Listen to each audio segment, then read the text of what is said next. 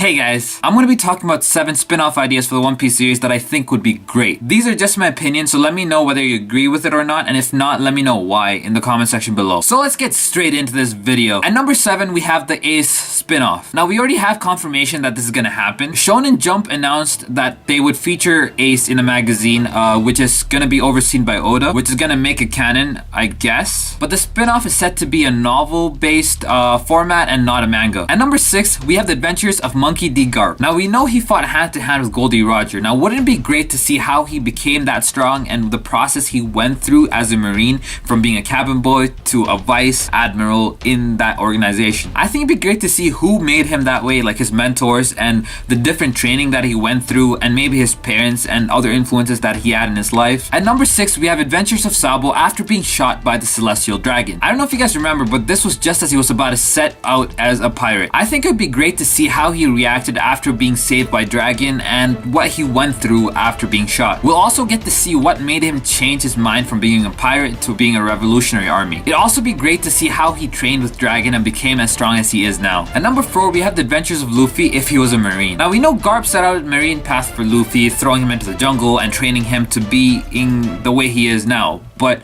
that was all for him to be a Marine. But the thing that changed was Shanks when he told Luffy that being a pirate is like the best thing in the world. Now I don't think Luffy's personality really fits the Marine because you have to follow a higher up organization, like they have levels, and Luffy isn't the type to follow orders. Like he makes the orders himself and he does whatever the hell he wants. So I don't really see it working out, but we can see like how far he goes and like whether he really sticks to that organization or not. Now we know Garp's personality is similar to Luffy, but like they're not exactly the same. Like Garp still follows what his higher ups tell him to do, but I don't think Luffy's the type. He's just like, you don't tell me what to do, I do whatever the hell I want type of person. But I think that story in itself is a tale to tell to everyone, and I think I for one would just completely be in sync and read that entire thing if it was true. Now at number 3, we have the Shanks spin-off story. Now we know his backstory with him being a cabin boy in the Oro Jackson in the Pirate King ship, but we don't really know what happened after Gold D. Roger was executed. Like we know that he went to recruit Yasopp in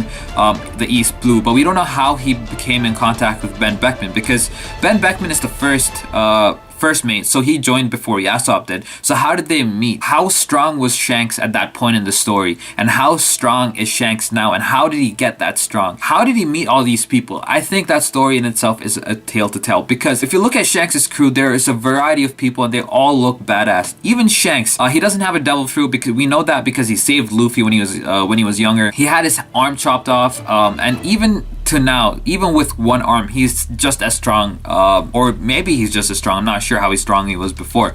But even before that, he had one-on-ones with Mihawk, and then Mihawk lost interest because he didn't know if Shanks was strong enough with just one arm, which tells me that he was definitely stronger than he is now with both arms. Even the Mihawk and Shanks one-on-ones seem like a story that everyone will read without a doubt. Not just that, Shanks was able to stop the Marineford War with just his appearance. I know that people might say everyone was tired after already fighting with the Blackbeard pirates and the Whitebeard pirates and everything else involved, and Shanks just came when everyone was exhausted, so he was obviously gonna win. But just the power to make everyone just stop, hold strength, that is just crazy. Honestly, I think that Shanks is like the strongest Yonko at the moment, even being the youngest, I think, because Big Mom looks like an old hag. Kaido seems like really old compared to Shanks, and Blackbeard is, I think, older than Shanks as well. So at his age, to be that strong without a devil fruit on top of that is just crazy, just pure hockey. Now the number 1 and 2 spots were hard for me to put or just like order because of like the significance of the two,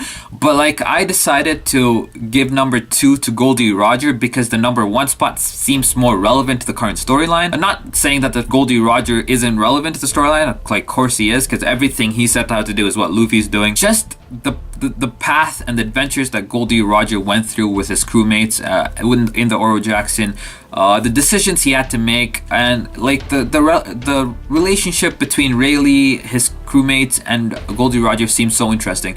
Not just that, everyone relates Luffy to Goldie Roger, so I want to see the comparison like before me, like not just the appearance and the hat and the decisions they make, like even the personality seems similar, but just how close they are to one another. Now we know Goldie Roger's a lot more ruthless than Luffy based on some of the stories that I've read that we've known from the manga, but just just the adventures in general seem like a good tale to tell. Now, we've seen how strong Rayleigh is at his age, so imagine how strong the rest of the crew is, and how strong Goldie Roger is, because we know he didn't have a devil fruit either. I'm not sure if that's like confirmed or not, but I don't think he has a devil fruit. The Goldie Roger story just seems so interesting because he was able to like defeat Whitebeard and the Golden Lion Shiki, among so many notorious pirates in that generation. Now, as I said earlier, the number one person is more relevant to the storyline because of his significance, even though we don't really know much about him. So at number 1 spot, we have Monkey D. Dragon, Luffy's father, the most wanted criminal in the world,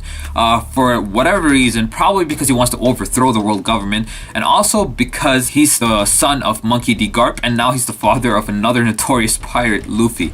So just all those things in general just gives him that hype. And also, whenever we've seen him, there's this weather phenomenon that's going on, so that's probably relating to his devil fruit power. We don't know for sure yet, but that's the general consensus made by the fans. Knowing the fact that Garp set out a marine path for Luffy, we can assume that he did the same for Dragon. Maybe he did end up being in the Marines, and maybe from that experience he found out the truth behind the world government and how corrupted of an organization it is, and that that gave him the reason to get away from them and start his own organization to defeat whatever criminal things that the world government is doing that he didn't agree with.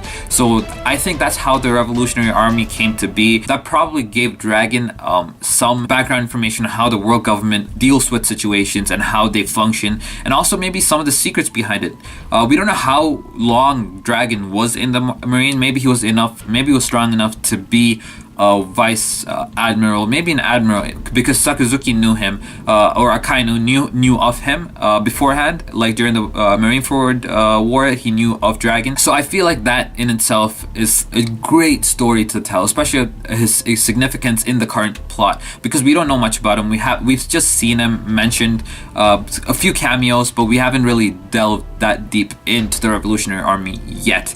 So I'm really excited for that, and hopefully you guys are too. That is my list of the top 7 spin-off ideas, guys. If you guys enjoyed this video, make sure you give it a like, subscribe for more videos like this, and let me know in the comment section below what you thought of this list, and whether you guys agree with it or not, and what you would change and what you would add onto the list. I will see you guys next time. Peace out.